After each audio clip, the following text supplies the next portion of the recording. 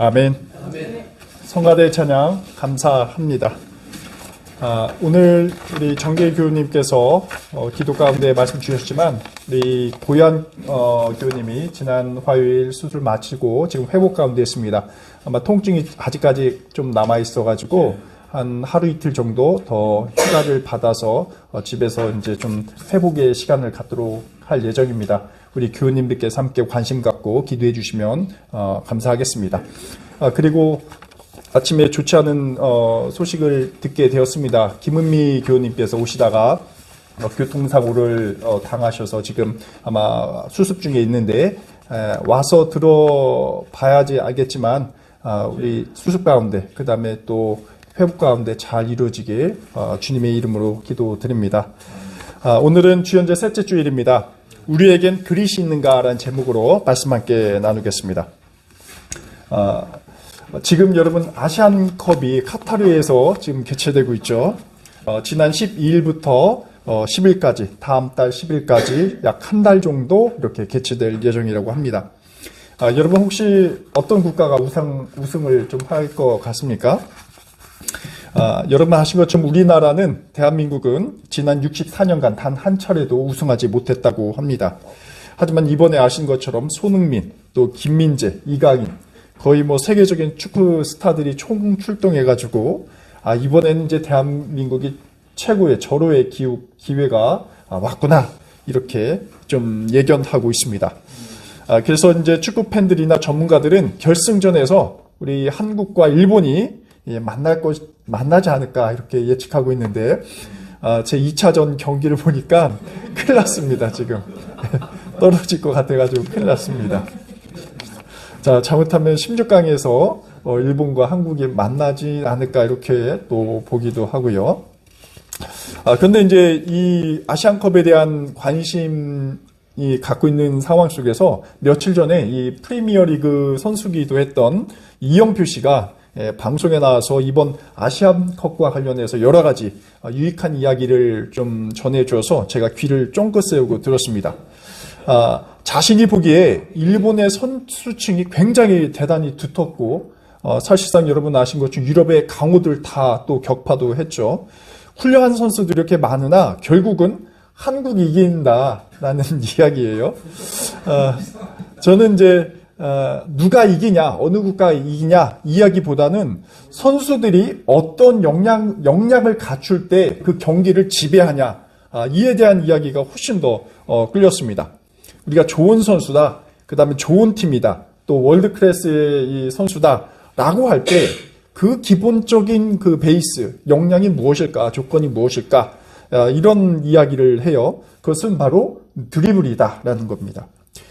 드리블은 이 발로 선수들이 컨트롤할 수 있는, 통제할 수 있는 능력입니다. 그래서 드리블을 잘하게 되면 경기를 매우 안정적으로 이끌어가고 또 편안하게 상대편을 제압할 수 있다라는 것입니다. 그러면서 이강인 선수에 대해서 이야기를 하고 있습니다. 지난 1차전 바레인전에서도 멀티골을 넣으면서 대단한 인기를 좀 끌고 있습니다. 특히 이강인 선수가 보여주는 이 현란한 드리블은 이 한국 축구 역사상 최고라고 평가를 받고 있습니다. 그래서 이영표 씨가 이 이강인 선수의 축구가 이렇게 아름다운 이유는 바로 이 드리블에 있다라는 것입니다. 그래서 자신의 경험상 이 드리블 기술을 어느 정도 마스터하기 위해서는 한 주에 5일 정도, 3년의 시간을 꼬박 투자해야지 그나마 한 사람 정도 제칠 수 있다라는 것입니다. 그래서 이 정도 하면 자신이 실수하지 않는 한 상대편을 제치고 볼을 통제해서 어느 정도 경기를 이끌어갈 수 있다라는 것이죠. 그래서 이제 이강인 선수가 바로 이러한 기술을 마스터했다라고 평을 내놓습니다. 근데 이강인 선수가 갑자기 이렇게 탁월하게 드리블을 구사할 수 있었던 것은 전혀 아니었습니다. 지난 월드컵에 있어서도 이 국가대표로 발탁받는 데는 여러 가지 비관도 있었고 굉장히 큰 이야기가 많이 있었습니다. 또 수비에 문제가 있다라는 지적도 있었고요. 특히 월드컵같이 큰 경기 대회에서는 강팀, 아주 유명한 선수들이 많이 있기 때문에 이 수비 역량이 떨어지는 것은 굉장히 위험하고 또 바로 골로 직결될 수 있는 문제가 제기됩니다. 근데 이러한 문제를 이번 이강인 선수가 극복했다라는 평을 내놓습니다. 그리고 이게 이강인 선수의 최고 강점이라고 꼽습니다. 근데 중요한 것은 볼 관리 능력이나 탁월한 시야, 그 다음에 경기 장악력 다 좋은데 무엇보다 이러한 역량을 이끌어낸 투지, 인내, 그리고 열정적인 끈기가 바로 이강인 선수가 갖춘 아주 중요한 장점이라는 것입니다. 사실 이는 축구 영역만이 아닐 것입니다. 사실 많은 분야가 이러한 요소를 좀 필요로 하고 있습니다. 우리가 일을 할 때나 공부를 할 때나 여러분 아시겠죠? 좋은 환경이나 여유로운 재정, 조건이 다 뒷받침돼도 어떤 사람은 그저 그런 상태의 삶에 머무는 경우가 많이 있습니다. 또 반대로 훨씬 열악한 상황임에도 불구하고 충분한 목표치에 도달하는 그런 사람도 있습니다. 자, 과연 이런 사람들이 이런 차이가 어디서 나타나느냐, 이 점에 대해서 우리가 좀 생각을 할 필요가 있습니다. 이 펜실베니아 대학의 이제 심리학자로 알려진 이 엔젤라 더크워스라는 사람이 있다고 합니다. 이 사람은 비슷한 조건임에도 상이한 결과를 가져오는 그 힘이 무엇일까 오랫동안 탐구했습니다. 그리고 그는 이 역량을 바로 그릿이라고 표현합니다. 제가 오늘 설교 제목에서도 이 그릿이라는 용어를 넣었는데요. 이 그릿이란 말은 성장, 이 그로스의 G, 그 다음에 회복력의 레질리언스의 R, 그 다음에 내재적 동기, 인트린직 모티베이션의 I, 그리고 마지막으로 끈기, 터네서티의 T, 앞자를 따가지고 만든 단어입니다. 우리말로 번역하기는 굉장히 어렵지만 좀 근성, 이런 표현으로 좀 이렇게 나타낼 수 있지 않을까 생각이 듭니다. 우리가 무엇을 성공하고자 할 때, 목표를 이루고자 할 때, 또 성취를 할 때 결정적인 역할을 하는 것은 선천적인 재능이나 주어진 환경보다는 이 끈기라는 것입니다. 이 그릿은 어떤 비판이나 비난에도 흔들리지 않거나 또 낙담하거나 포기하지 않는 근성을 말하기도 하고 또 목표를 이루겠다는 의지가 아주 종합적으로 담겨있는 어떤 성품이라고도 말씀드릴 수가 있습니다. 앞서 말씀드린 이 심리학자 엔젤라 더크워스의 책이 있는데요. 제목 그릿이라는 책이 있습니다. 한 번쯤 여러분 들어보시지 않았을까 생각이 들고요. 유튜브에 가시면 이제 테드 가운데 이분의 이름을 치면 테드 강의도 들을 수가 있습니다.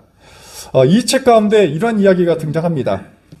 피아노를 배우는 어린 딸이 엄마에게 이렇게 질문합니다. 엄마, 저는 절대로 모차르트가 될 수 없으니까 오늘 피아노 연습을 당장 그만두겠습니다. 라는 이야기입니다. 마치 제 아이들의 목소리 같습니다. 하지만 엄마가 여기서 굉장히 지혜롭게 답변하고 있습니다. 너는 모차르트가 되기 위해서 피아노를 연습하는 것이 아니란다. 라는 대목입니다. 여러분, 우리가 끈기와 인내를 갖춰야 될 그 이유는 무엇입니까? 그것은 우리가 성공하기 위해서가 아닙니다. 어떤 분야의 최고가 되기 위함은 아닙니다. 우리가 이 그릿을 키우고 또 끈기를 단련시키는 이유는 우리 자신 내면의 성숙을 위한 것입니다. 여러분, 우리가 노력한다고 해서 손흥민이 되는 것은 아닙니다. 제가 지금부터 골 차고 막 해봤자 그 반의 반도 갈 수 없는 것이죠. 또 아이들의 피아노를 배우는 목적이 어떤 조성진과 같이 세계의 피아니스트가 되는 것도 아닙니다. 우리는 극복할 수 없는 타고난 신체적 구조나 특이사항이 사람마다 다 다르게 분포되어 있습니다. 다른 영역도 마찬가지죠. 공부도 마찬가지고 또 기술도 그렇습니다. 다만 우리가 손흥민이나 조성진이 될 수 없는데도 불구하고 연습을 하고 끊임없이 인내하는 이유는 이 높은 목적 의식을 통해서 우리가 하루하루 더 진보된 삶, 또 성숙한 삶을 살아가기 위해서입니다. 그렇게 함으로써 우리 안에 숨겨진 가능성을 더욱더 발견하기 위해서입니다. 천재가 아니어도 좋습니다. 우리에게 가장 중요한 것은 포기하지 않는, 또 상황에 휘둘리지 않는 그러한 끈기입니다. 제가 이렇게 우리 삶에 있어서 그릿, 끈기 있는 삶에 대해서 말씀드린 이유가 있습니다. 그것은 바로 우리 신앙에 있어서도 이러한 그릿이 이 삶의 좋은 신앙을 구성하는 그 요소이기 때문에 그렇습니다. 여러분, 우리가 매주 이렇게 교회당에 나와서 예배 드리는 이유는 무엇입니까? 우리가 아시시의 성 프란치스코와 같이 위대한 성인이 되기 위해서 그렇습니까? 아마 전혀 그렇게 생각하신 분은 없을 것입니다. 또 칼빈이나 루터와 같이 당대 최고의 위대한 개혁가나 신학자가 되기 위해서입니까? 그것도 아닙니다. 우리가 교회 나오는 이유는 성경 속에서 울리는 예수 그리스도의 삶을 우리가 듣고 또 이를 몸으로 체득하고 이를 공동체 속에서 또 우려내고 또 이를 또 나누기 위해서입니다. 예수를 박해하던 사도 바울이 다메섹 도상에서 예수를 만나 자신의 과오를 반성한 것처럼, 그리고 또 새로운 삶을 살기로 결단한 것처럼 우리 역시 이런 예배를 통해서 나와 예수님과의 그 만남을 기억하고 또 회복하고 또 새로운 관계를 맺겠다 결단하는 것이 사실 우리 예배의 공동체의 핵심이라고 볼 수 있습니다. 바울의 말 빌리면 이렇습니다. 우리 신앙의 핵심은 겉사람은 육체적으로 쇠하지만 속사람은 날로 새로워지는 그런 성숙한 존재로 나아가기 위함이다 라고 말씀드릴 수 있습니다. 그렇게 함으로써 세상이 지배하는 그 가치로 사는 것이 아니라 주님께서 인도하시는 참 행복한 삶, 그리고 지금 내 자신이 주체적으로 이끌어가는 그 삶을 살아가게 된다라는 것이죠. 우리의 겉을 치장하는 돈과 명예가 우리의 삶을 지배하는 것이 아니라 내가 부유하든 그렇지 않든 이 모습 그대로 인정하는 삶을 어떻게 살아갈 것인가, 이를 우리 그리스도 신앙에 비추어서 보게 됩니다. 그리고 이러한 좋은 삶을 지탱하기 위해서는 그릿, 끈기라는 성품이 필연적입니다. 그리고 이 성품은 사실 예수 그리스도께서 우리에게 보여준 그 성품이기도 합니다. 오늘 아침 우리는 히브리서 11장 36절에서 12장 3절 말씀을 묵상했습니다. 이 본문에서는 위에 언급한 그 심리학자의 그릿과 견줄 수 있는 아주 중요한 단어가 등장합니다. 그 단어는 바로 참다라는 단어입니다. 히브리서 12장 1, 2절에 등장하는데요. 제가 한번 그 맥락을 읽어보도록 하겠습니다. 우리 앞에 놓인 다름질을 참으면서 달려갑시다. 믿음의 창시자여 완성자이신 예수를 바라봅시다. 그는 부끄러움을 마음에 두지 않으시고 십자가를 참으셨습니다. 라는 대목입니다. 새 번역 성경에는 참다로 번역되어 있지만 개역 개정에는 인내하다라는 표현으로 번역이 되어 있습니다. 히브리서 11장을 흔히들 믿음장이라고 표현합니다. 그만큼 예수님을 향한 인간의 확신과 믿음이 굉장히 중요하다는 이야기를 담고 있습니다. 자, 그런데 믿음이라는 말과 함께 따라오는 단어가 바로 인내, 참다, 참음이라는 단어입니다. 그래서 믿음의 동의어는 인내라고 할 정도입니다. 그래서 인내의 중요성을 설명하기 위해서 히브리서의 저자는 11장 초반부터 믿음의 조상들, 이 히브리 조상들을 소환해내게 됩니다. 그래서 어떤 인물이냐면 아벨, 에녹, 노아, 아브람, 사라, 그리고 여러 사사들의 이름까지 다양한 이름들이 등장합니다. 여러분, 왜 이 옛 조상들의 이름이 언급이 될까요? 이들의 믿음은 시련과 또 고문 속에서 연단을 받았다라는 것입니다. 인내했다는 것입니다. 그래서 11장 36절에서 바울이 이렇게 이야기하고 있습니다. 어떤 이들은 조롱과 채찍뿐만 아니라 결박과 옥에 갇히는 시련도 받았다. 또 궁핍과 환대와 환난과 학대를 받았다라고 표현합니다. 결국 이들의 삶은 굉장히 모멸적인 삶을 살 수밖에 없었지만 이들은 부끄러워하지 않았다라는 것입니다. 도리어 자랑스럽게 여기고 끈기 있게 인내했다라는 것입니다. 하지만 우리가 인내하고 참으라, 우리가 사실 머릿속은 잘 알지만 이것을 진짜 삶 속에서 실천하는 것은 굉장히 쉽지 않습니다. 오늘 본문에 있는 믿음의 조상들의 케이스를 보면 더욱더 그렇습니다. 이들은 인내에도 불구하고 이 히브리서의 이 바울은 약속된 것을 받지 못했다라고 아주 비관적으로 기록을 하고 있습니다. 어찌 보면 히브리서를 듣는 청중들에게는 오랫동안 인내하는 것이 인생의 좋은 덕목은 아닐 수 있다. 이렇게 성경과 반대되는 입장을 가질 수도 있었을 것입니다. 특히나 보통 이 히브리서의 독자층을 유대교에서 이 개종한 그리스도인으로 보는데요. 그렇다면 이들은 하나님과 약속이 이루어지지 않은 선조들의 모습을 보았기 때문에 어찌 보면 신앙을 포기하는 편을 선택할 수도 있었다라는 것입니다. 차라리 어떻습니까? 당시 풍요를 약속하는 당시 우상들이나 세련된 세속 철학을 삶의 가치로 두는 것이 더 삶을 사는 데는 더 수월했다. 그리고 자기의 삶의 여러 가지 문제들을 이해하는 데는 더 도움이 될 수 있었을 것입니다. 하지만 히브리서 저자는 그렇게만 두지 않습니다. 믿음의 조상들에게 약속이 주어지지 않았지만 그 약속이 이제 우리에게 새롭게 주어졌다는 희망을 제시하고 있습니다. 그리고 그 희망의 근거가 바로 예수 그리스도입니다. 우리가 인내해야 할 그 근거는 바로 예수께 있다라는 사실입니다. 그래서 바울은 이렇게 말하고 있습니다. 12장 2절입니다. 믿음의 창시자요 완성자이신 예수를 바라보자라는 아주 담대한 확신입니다. 예수님을 하나의 우리 인생의 롤 모델로 상정하자는 이야기입니다. 우리가 삶을 살아가면서 일과 또 도전을 포기하고 싶을 때 예수님의 삶을 떠올려 보라는 것입니다. 자아실현을 넘어서 자초월의 삶을 사신 예수님을 본받아서 우리가 더 자유롭고 더 기쁜 그 단계까지 오르자라는 것입니다. 여러분, 우리가 예수님의 삶을 본받는다라고 할 때 예수님의 어떤 성품을 본받자라는 것입니까? 우리가 알듯이 예수님의 삶은 그렇게 순탄하지 않으셨습니다. 모멸과 배신, 또 비난으로 가득 차 있습니다. 이런 삶을 결국에 그가 짊어지실 십자가에서 드러나고 있습니다.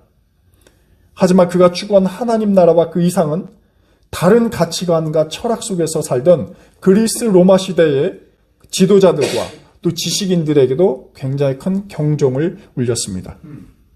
이방인들도 예수께서 십자가에 달리실 때 예수님의 그 모습을 목격하면서 바로 이분이 참 구세주다, 진리다라는 사실을 고백할 수밖에 없었던 것이죠. 히브리서의 저자는 바로 예수님의 삶처럼 독자들에게 그 길을 위해서 끈기를 가질 것을 요구하고 있습니다. 오늘 본문에서 사용된 인내, 끈기라는 말은 헬라어로 이 휘포모네스라는 단어가 사용되었는데 이 단어는 단순히 어떤 상태를 그냥 단순히 참는 것을 의미하는 것은 아닙니다. 단순히 인내하기보다는 참고 견뎌서 그 사건, 그 여건을 극복하거나 변화시키는 그 긍정의 인내를 의미하고 있습니다. 소망, 희망으로 가득 찬 인내라는 것입니다. 이때만 그냥 극복하면 더 좋은 일이 생기겠지라는 것보다는 우리 하나님께서 주신 그 비전을 우리의 삶과 맞추는 그러한 동경하는 그러한 인내입니다. 그리고 보다 진취적이고 또 용기를 내는 그러한 그리스도의 성품이기도 합니다.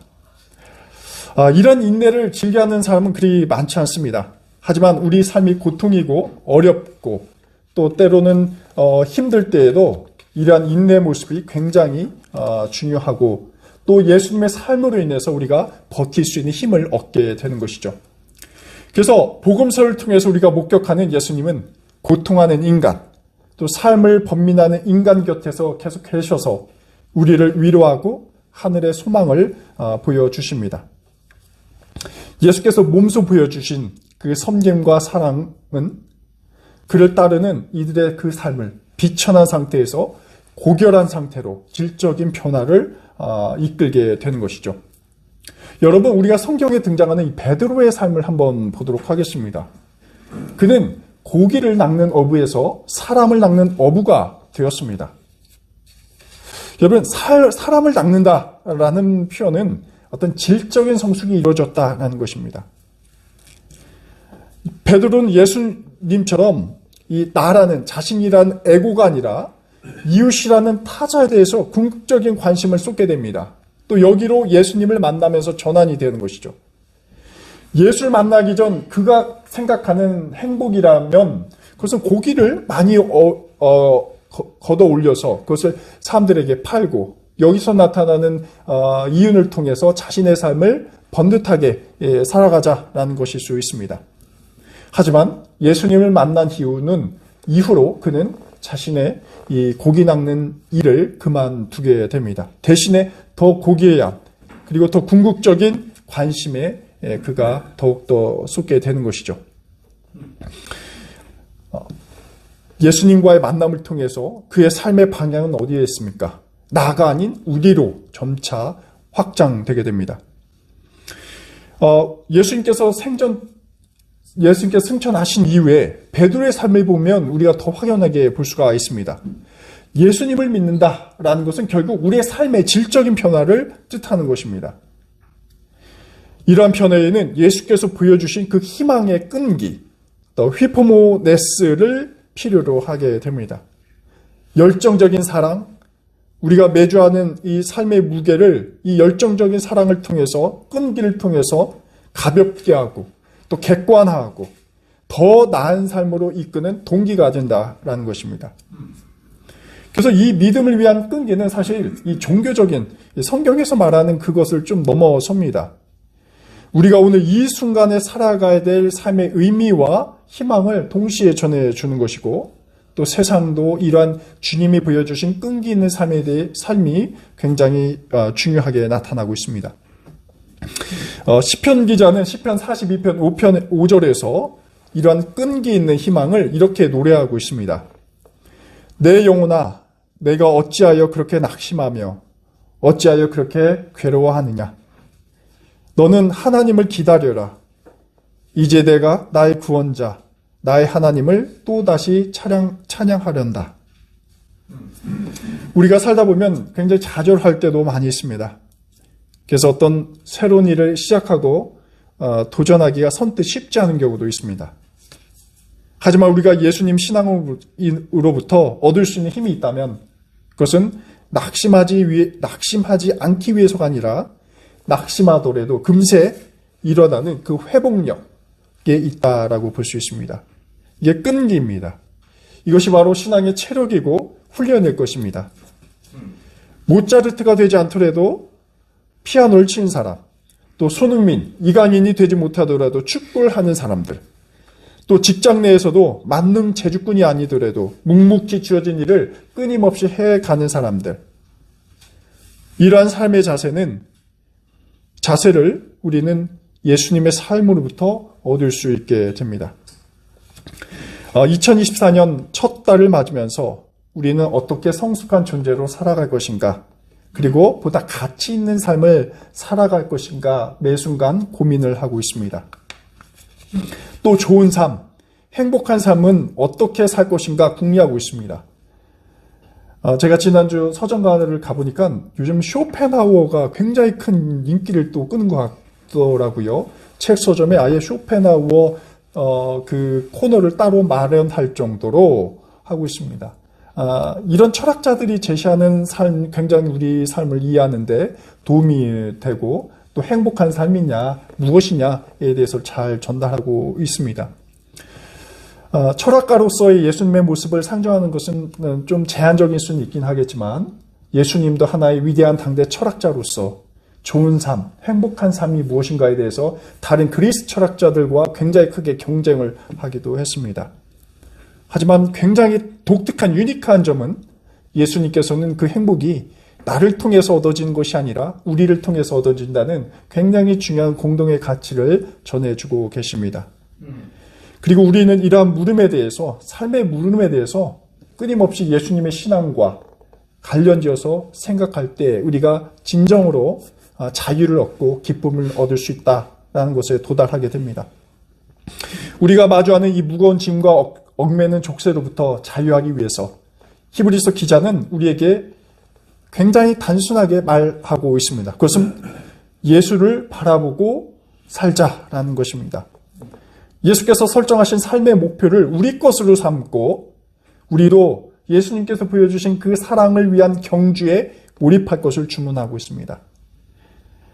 그렇게 될 때 우리는 예수님께 소망을 둠으로써 우리의 부족한 삶의 한계를 극복할 수 있다. 라는 진리를 전해주고 있습니다. 주님의 인도하심이 우리 낙산교회 교우님들의 삶에 함께 하시길 간절히 기원합니다. 기도하겠습니다.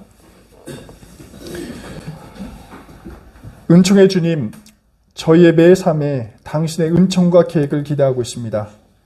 저희의 삶은 불완전하고 때로는 모순으로 가득 차 불만과 좌절 속에서 자유하지 못한 채 불안해하고 있습니다. 당신을 향한 저희의 믿음도 의심과 회의로 때로는 굴절되고 있습니다. 하지만 성경의 말씀처럼 믿음의 완성자이신 예수를 바라보게 하옵소서. 모멸과 비난 속에서도 인간을 사랑하시는 그 마음을 열정적으로 감내하시고 참음으로써 숭고한 삶을 지켜내셨습니다. 주님의 이러한 끈기를 본받아 살게 하옵소서. 한 해를 시작하는 이달 예수님의 삶을 기억하며 회복된 삶을 살아가게 하옵소서. 예수 그리스도의 이름으로 기도드립니다. 아멘.